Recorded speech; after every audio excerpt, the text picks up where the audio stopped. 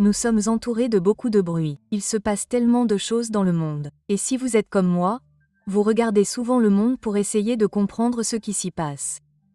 Et il peut être difficile de tout traiter de manière claire et organisée. Je veux vous aider à le faire aujourd'hui en vous donnant ce que j'appelle l'œil prophétique.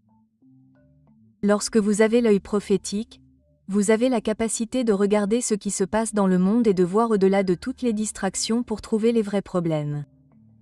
Il y a environ 11 ans, nous avons fait une série intitulée L'œil prophétique, dans laquelle nous avons abordé de nombreux sujets que je vais aborder dans cette courte vidéo, et c'est incroyable de voir à quel point les choses ont progressé et à quel point nous nous rapprochons de l'accomplissement complet d'Apocalypse 13.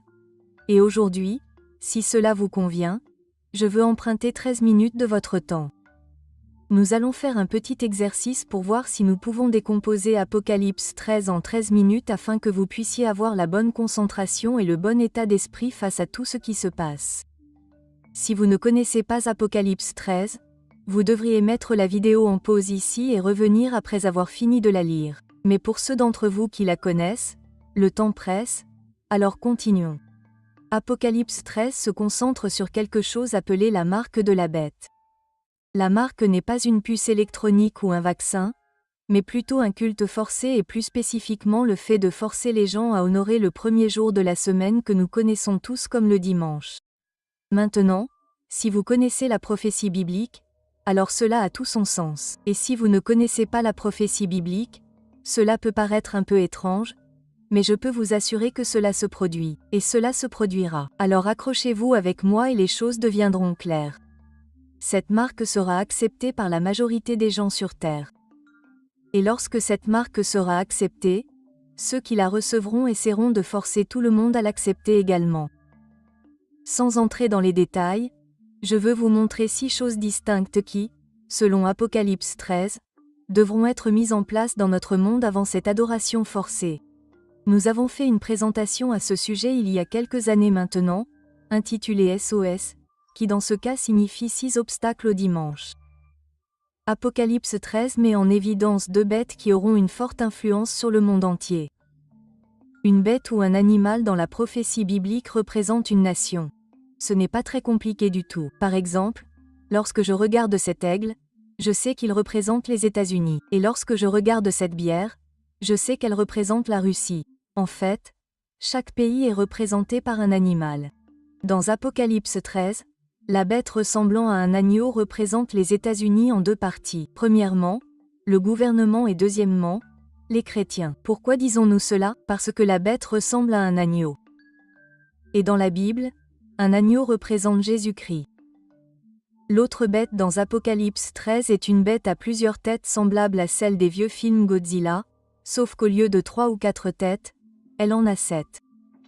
Cette bête représente la papauté, qui est à la fois un pays et une église.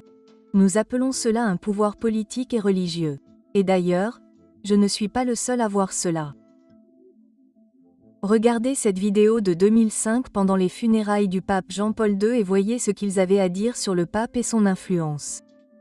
Si le président me l'avait demandé, et il ne l'a pas fait, je lui aurais suggéré de trouver une autre façon d'honorer un grand dirigeant mondial. Cela met le pape sur un pied d'égalité avec des personnes comme Anouk Sadat, le roi Hussein de Jordanie, le rabbin d'Israël, et bien qu'il soit un grand homme, il est avant tout un chef religieux. Non, il est sur un pied d'égalité avec ces hommes parce qu'il dirige un pays et que ce pays a une influence très, très profonde sur la façon dont le monde fonctionne. Ce que vous venez de voir met en évidence le fait que la papauté fonctionne comme une église et un État. Dans Apocalypse 13/3, il est dit que la papauté reçoit une blessure mortelle et que cette blessure finira par être guérie. En d'autres termes, il est dit qu'elle perdra puis retrouvera sa position de leader politique et spirituel mondial. Et c'est essentiel pour comprendre comment Apocalypse 13 s'accomplira. Maintenant que nous avons établi ce fondement, voici les 6 obstacles au dimanche ou les 6 choses que nous devons voir se produire afin d'être sûrs que les prophéties de la Bible s'accomplissent réellement. Numéro 1, lui, la première bête, fait que la terre adore la première bête, qui est la papauté. Maintenant, Nous devons nous rappeler que l'adoration signifie également la révérence ou l'honneur. Et nous devons également nous rappeler que les États-Unis sont divisés en deux parties. Le côté politique et le côté religieux, également connus sous le nom de chrétiens, de protestants ou d'évangéliques. Donc si Apocalypse 13 est vrai, nous devons voir cela. Le gouvernement doit honorer et révérer la papauté. Est-ce arrivé?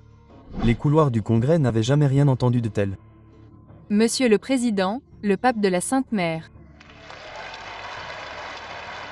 Alors que le pape François descendait l'allée, il n'y avait ni poignée de main ni tape dans le dos. Le président de la Chambre des représentants, John Boehner, avait interdit tout cela. Ils ont donc acclamé François et il est resté là un moment à tout assimiler. Aucun pape ne s'était jamais tenu ici, et quelques minutes auparavant, juste après son entrée dans la capitale, François avait été béni par l'aumônier de la Chambre. Et puis, le camp protestant doit également honorer et révérer la papauté et renoncer à son identité de protestant. Si vous acceptez que le Christ vit en moi, que la présence de Dieu est en moi et que la présence de Dieu est en vous, c'est tout ce dont nous avons besoin. Cela a mis fin à la protestation de Luther. Frères et sœurs, la protestation de Luther est terminée. La vôtre l'est-elle? Et je deviens un peu effronté ici parce que je défie mes amis pasteurs protestants. S'il n'y a plus de protestation, comment peut-il y avoir une église protestante? Peut-être que maintenant nous sommes tous redevenus catholiques. Lorsque ce que vous venez de voir dans cette vidéo atteindra son accomplissement final, la blessure mortelle sera guérie. Nous devons garder à l'esprit que nous sommes censés être un pays protestant. Et il est clair que la protestation a pris fin pour la plupart des habitants de ce pays. Et c'est exactement ce qui est décrit dans la prophétie. Apocalypse 13 continue en disant que le feu descendra du ciel et que les gens seront trompés par des miracles. Le feu représente deux choses ici.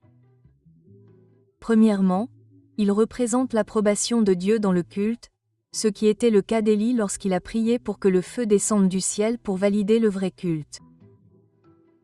Et il représente également l'effusion du Saint-Esprit qui a été vue le jour de la Pentecôte. Mais voilà le truc. Ce feu et ces miracles trompent les gens. Cela signifie donc qu'ils ne viennent pas de Dieu. Et cela nous amène au point numéro 2. Ce feu représente un faux renouveau religieux basé sur ce faux feu. Eh bien, à quoi cela pourrait-il ressembler? Les amis, je sens du feu sur mon corps. Vous comprenez cela? Il y a du feu ici, mesdames. Qu'est-ce qui vous arrive, madame? Qu'est-ce qui vous arrive?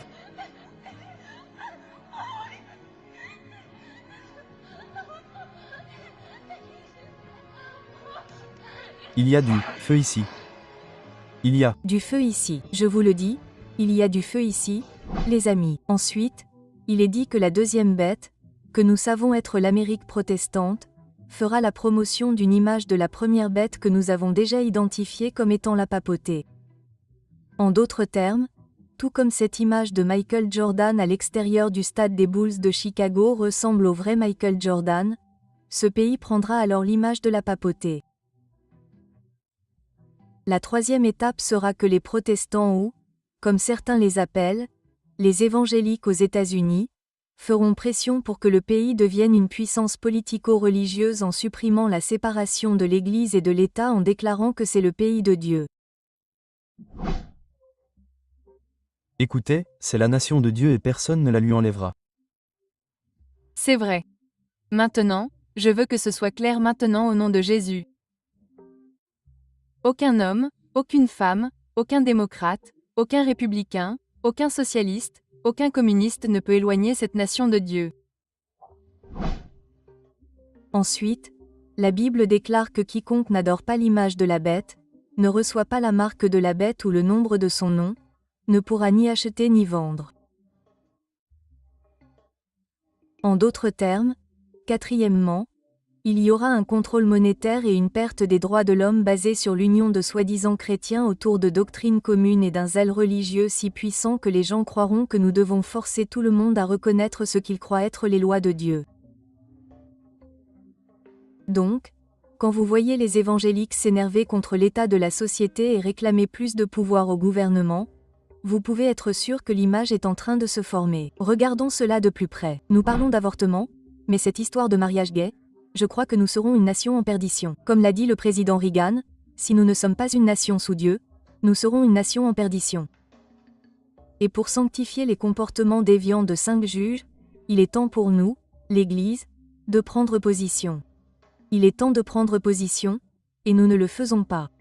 Nous pouvons nous rassembler et parler d'un drapeau autant que nous le voulons, mais le diable prend le contrôle de ce pays et nous ne l'en empêcherons pas.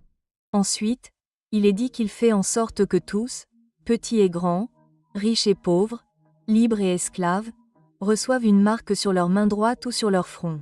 Et le mot-clé ici est tous.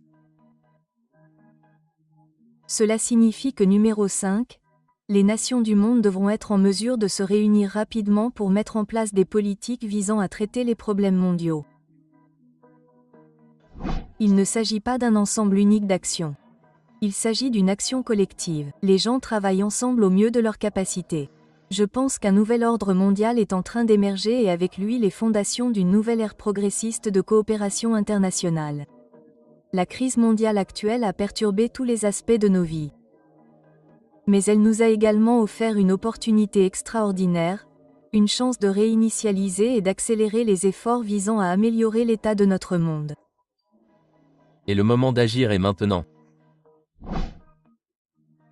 Et d'ailleurs, dans Apocalypse 17, il est dit que les bêtes ou les nations de la terre ont un seul esprit, ce qui signifie que les nations seront unies dans un but. En d'autres termes, cela signifie qu'elles seront des Nations Unies. Vous voyez ? Les Nations Unies. Et enfin, numéro 6, lorsque vous additionnez tout cela, le dernier obstacle sera levé lorsque, aux États-Unis et dans le monde entier, les gens se lèveront et commenceront à crier pour un retour à Dieu et aussi pour un jour de repos légiféré. Et comment allons-nous revenir à une renaissance morale dans ce pays ? Je ne sais pas. Nous avons l'impression que nous érodons lentement la religion à chaque occasion qui se présente. Nous devrions probablement débattre d'un projet de loi obligeant chaque Américain à fréquenter l'église de son choix le dimanche. Voilà donc. Les 6 obstacles au dimanche et la plupart de ceux-ci sont déjà en place. La question que nous devons nous poser est, prêtons-nous attention à ce qui se passe ? Le but ultime de la prophétie est de nous donner suffisamment de confiance dans la Bible pour que nous puissions nous sentir suffisamment à l'aise pour placer notre confiance dans le Dieu de cette Bible. Il ne suffit pas de connaître les temps, il faut aussi connaître le Sauveur par nous-mêmes. Et si nous le faisons, nous aurons le calme et la clarté dans nos vies malgré tout ce qui se passe dans le monde. Nous n'avons fait qu'effleurer la surface aujourd'hui et je veux que vous puissiez avoir une compréhension ordonnée et claire de ces 6 obstacles au dimanche.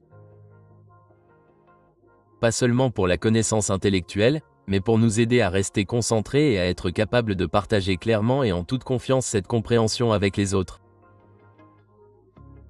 Lorsque vous regardez ce qui se passe dans le monde, du coronavirus aux élections, en passant par les catastrophes naturelles et tout ce qui se trouve entre les deux, vous devez être capable de voir et de comprendre comme tout cela s'inscrit dans ce cadre afin de ne pas vous laisser influencer par de fausses idées. Nous allons recommencer la série sur l'œil prophétique qui utilise ces principes pour vraiment déballer tout ce qui se passe en rapport avec Apocalypse 13 et pour vous aider à avoir une meilleure compréhension. Donc, si vous souhaitez être informé de ces vidéos, n'hésitez pas à vous abonner à la chaîne ou à consulter la description ci-dessous pour obtenir plus d'informations. J'espère vous revoir. Que Dieu vous bénisse et n'oubliez pas de garder l'œil prophétique. Voyez, j'ai promis 13 minutes.